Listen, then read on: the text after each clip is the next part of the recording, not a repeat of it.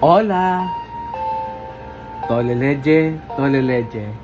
Kunin at basahin. Ako po si Kuya Sam Pagaduan ng inyong kasama sa ating lumalim at mamunga Gospel Reflection. Ngayon ay March 27, 2026. Ang mabuting balita ng Panginoon ayon kay San Juan. Noong panahong iyon, ang mga Hudyo'y kumuha ng bato upang batuhin si Jesus, kaya't sinabi sa kanila ni Jesus, "Maraming mabubuting gawa mula sa Ama ang ipinakita ko sa inyo. Alin ba sa mga ito ang dahilan at ako'y inyong babatuhin?" Sinagot siya ng mga Hudyo, "Hindi dahil sa mabubuting gawa kaya ka namin babatuhin, kundi dahil sa paglapastangan mo sa Diyos, sapagkat nagpapanggap kang Diyos, gayong tao ka lang." Tumugon si Jesus, "Hindi ba nasusulat sa inyong kautusan? Sinabi ko, mga Diyos kayo. Mga Diyos ang tawag ng kautusan sa mga pinagkatiwalaan ng salita ng Diyos at hindi maaring tanggihan ang sinasabi ng kasulatan. Ako'y hinirang at sinugo ng Ama. Paano ninyo masasabi ngayon na nilalapastangan ko ang Diyos sa sinasabi kong ako ang anak ng Diyos? Kung hindi ko ginagawa ang mga pinapagawa sa akin ng Ama, huwag ninyo akong paniwalaan. Ngunit, kung ginagawa ko iyon, paniwalaan ninyo ang aking mga gawa. Kung ayaw naman ninyo akong paniwalaan, sa gayon, matitiyak ninyong nasa akin ang Ama at ako'y sumasa Kanya." Tinangka na naman lang dakpin siya, ngunit siya'y nakatililis. Muling pumunta si Jesus sa ibayo ng Jordan, sa pook na nooy unang pinagbinyagan ni Juan. Nanatili siya roon at maraming lumapit sa kanya. Sinabi nila, si Juan ay walang ginawang kababalaghan, ngunit totoong lahat ang sinabi niya tungkol sa taong ito. At dooy maraming sumampalataya kay Jesus. Ang mabuting balita ng Panginoon. Pinupuri ka namin, Panginoong Hesukristo. Yes, Happy Friday po sa inyong lahat. Sa gospel natin, narinig natin na sobrang galit na naman yung mga Hudyo. At anong gusto nilang gawin kay Jesus? Gusto nila siyang batuhin. Bakit ba? Ba't ba gusto nilang batuhin si Jesus? Kasi ipinapakilala ni Jesus na sabi niya, "Ako at ang Ama ay iisa. The Father and I are one." Para sa mga Hudyo, para sa kanila, ito ay blasphemy. Sa pamamagitan ng kanyang salita at gawa, ipinapakilala ni Jesus na siya ang Mesiyas at anak ng Diyos. Pero yung mga religious leaders during that time, ayaw maniwala.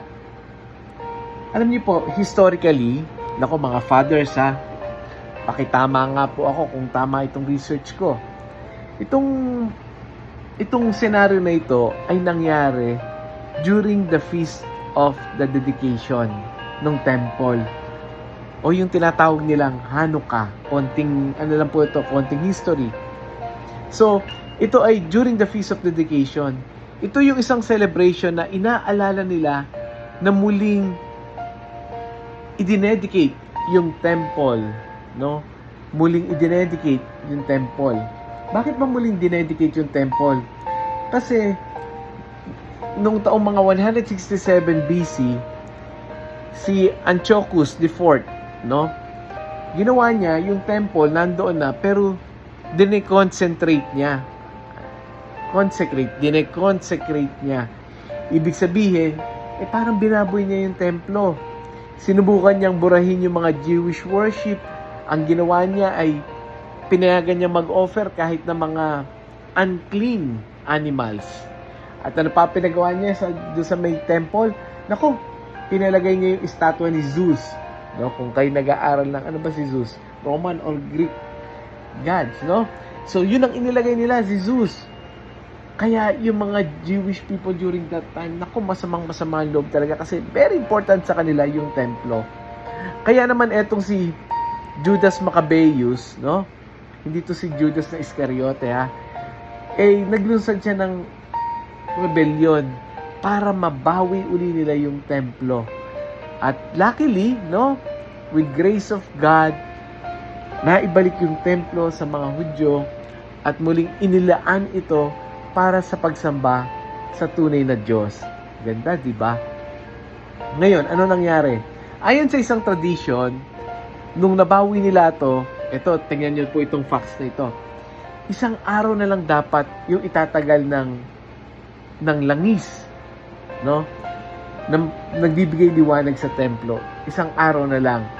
Pero miraculously, umabot ito ng 8 araw, no? Nag-extend ng 8 araw. At dito nakabase yung Feast of Dedication of Temple.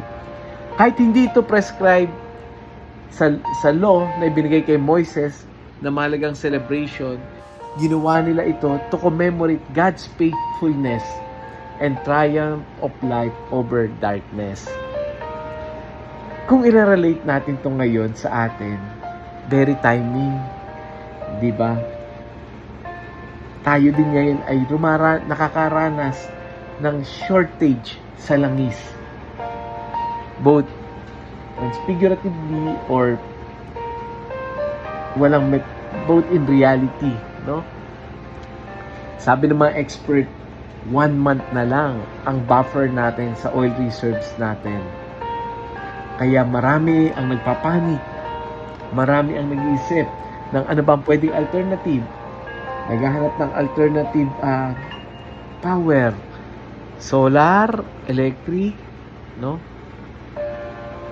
Pero tingnan natin, kung i-relate natin to sa buhay natin ngayon, di ba, parang itong shortage na ito, para din experience natin sa pamilya.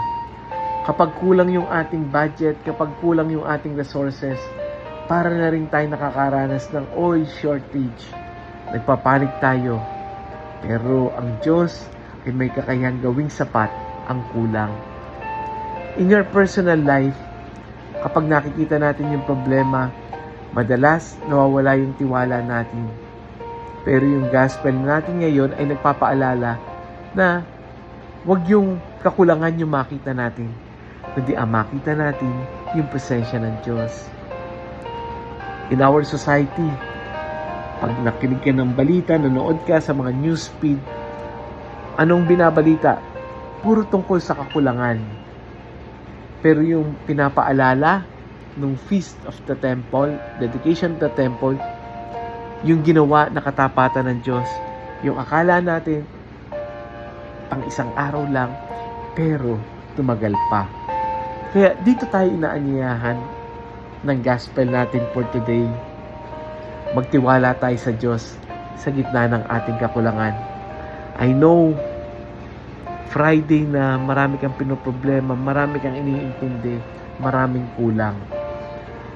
Pero alalahan natin na ang Diyos ay may kakayahang gawing sapat ang anumang kulang. Let us pray. Panginoon, salamat sa iyong mga gawa na nagpapatunay ng presensya ng Diyos sa aming buhay.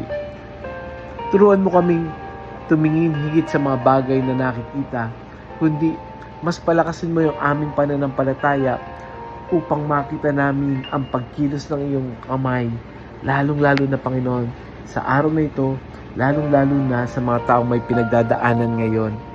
I-bless mo po, Panginoon, sila na maramdaman nila ang iyong presensya. Ang lahat ng ito isamat na langin namin sa matamis na pangalang iyong anak, kasama mo at ang Espiritu Santo magpasawalang hanggan. Amen. Friends, ang Diyos ang magpo-provide sa atin, sa ating kakulangan. I-share natin yung audio gospel na ito sa ating mga kaibigan, sa ating mga kakilala, sa ating mga GC. Baka meron kang taong kakilalang nag-aalala, share natin ito. Sa pamamagitan nito, napapakita natin na ang Diyos, kahit kailan, walang kulang sa Kanya. Everything happens in God's grace. Muli, ako po si Kuya Sam Pagaduan, lagi nag-aanyaya. Halina, tayo ay lumalim at mamunga, lumalim sa pananampalataya at mamunga na mabubuting gawa. God bless us all.